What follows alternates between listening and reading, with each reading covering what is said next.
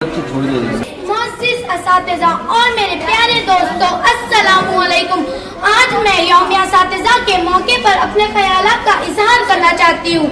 शागिर्द जो करेगा मुअल्लिम का एहतराम, शागिर्द जो करेगा मुअल्लिम का एहतराम, जन्नत में उसको देगा अल्लाह एक मकाम।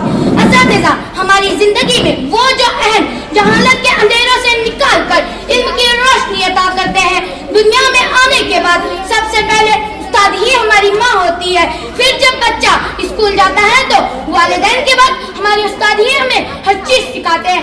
हमारे मजहब में उस्ताद की बड़ी अजमत बयान की गई है। कुरान पाक में अल्लाह ताला ने हमारे प्यारे नबी हज़रत मोहम्मद सल्लल्लाहु अलैहि वसल्लम को बेहतरीन उस्ताद का किरदार दिया।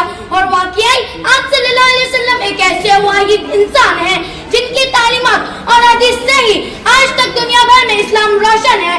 हमारे प्यारे नबी हज़रत मोहम्मद सल्लल्लाहु अलैहि वसल्लम ने फरमाया, मुझे मुअल्लिम बनाकर भेजा गया।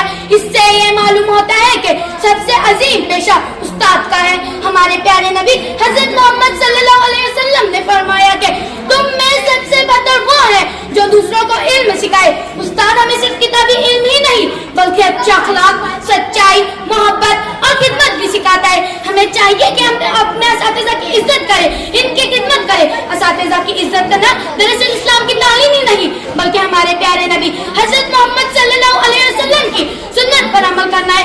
आखिर में मैं अपने तमाम असातिज़ा को शुक्रिया अदा करती हूँ कि उन्होंने हमें इल्म के रास्ते पर चलाया, अच्छा इंसान बनाने की रहनुमाई की।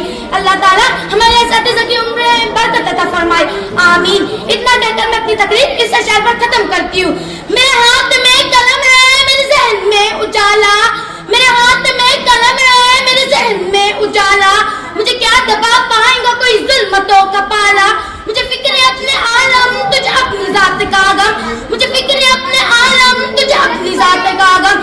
मैं तुलू हो रहा हूँ तो गुरूब होने वाला। शुक्रिया।